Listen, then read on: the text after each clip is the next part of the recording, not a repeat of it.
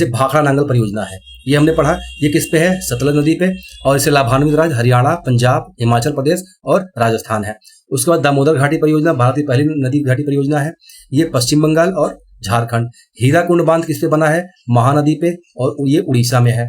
उसके बाद नागार्जुन सागर परियोजना किस पे है? तो ये कृष्णा नदी पे है। संबंधित राज्य आंध्र प्रदेश और तेलंगाना। तेलंगाना और आंध्र प्रदेश नागार्जुन सागर परियोजना संबंधित है, जो कृष्णा नदी पे है। एक है पुंचपाद। पुंचपाद परियोजना किस पे है? गोदावरी नदी पे। पावना परियोजना किस पे है? ये पावना नदी पे है। पावना नदी परियोजना पावना नदी में है, नाम से समझ में आ रहा है, लेकिन ये कहाँ पे है? महाराष्ट्र में। ये याद रखने वाली चीज है, कहाँ है? महाराष्ट्र में है। उसके बाद एक है नाप्ता झाकरी। नाप्ता झाकरी परियोजना कहाँ है? ये सतलज नदी पर है, हिमाचल प्रदेश। बाण सागर परियोजना। बाण सागर परियोजना कहाँ है? सोन नदी पे है। ये इंपॉर्टेंट है क्योंकि ये इसमें बिहार और उत्तर प्रदेश दोनों शामिल है। तो बाण सागर परियोजना सोन नदी पर है और इससे संबंधित राज्य हैं बिहार, उत्तर प्रदेश और मध्य प्रदेश। तो बाण सागर परियोजना संबंधित कौन है? बिहार, उत्तर प्रदेश, मध्य प्रदेश। किस नदी पे? सोन नदी पे।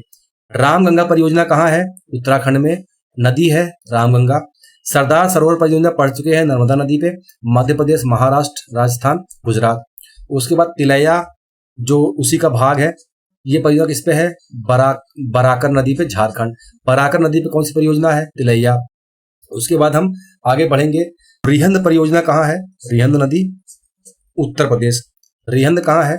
रिहंद नदी पर, उत्तर प्रदेश में है। और उसके बाद केन बेतवा लिंक परियोजना, नदी जोड़ो परियोजना, समझ में आ गया? केन बेतवा लिंक परियोजना किसके बीच है? उत्तर प्रदेश और मध्य प्रदेश, क्योंकि ये दोनों नदियां किससे संबंधित है? इन दोनों राज्यों से संबंधित है। उसके बाद आया गंडक परियोजना। गंडक परियोजना किस पे है? गंडक नदी पे है। इसमें उत्तर प्रदेश और बिहार शामिल है। ये तो याद ही रहेगा, गंडक नदी में बिहार और उत्तर प्रदेश शामिल है। उसके बाद गांधी सागर बांध, ये किस पे है? चंबल नदी, मध्य प्रदेश में। गांधी सागर किस पे है? चंबल नदी पे। कहाँ है? मध्य प्रदेश। किसाऊ बांध परियोजना। किसाऊ बांध परियोजना क्यों इंपॉर्टेंट है? क्योंकि इसमें उत्तर प्रदेश भी शामिल है हमारा। ये टोंस नदी पर स्थित है। किसाऊ बांध परियोजना किस नदी पर है? टोंस नदी पर। किसाऊ टोंस पे है। इसमें उत्तर प्रदेश, दिल्ली, उत्तराखंड, हरियाणा, राजस्थान और हिमाचल है। कई सारे राज्य है, 1 2 3 4 5 6 6 राज्य सम्मिलित है इसमें। किससे? सिदाऊ परियोजना से 6 राज्य सम्मिलित है, टोंस नदी पर है। टिहरी बांध परियोजना कहाँ है? भागीरथी नदी, उत्तराखंड। श्रीशैलम परियोजना कहाँ है?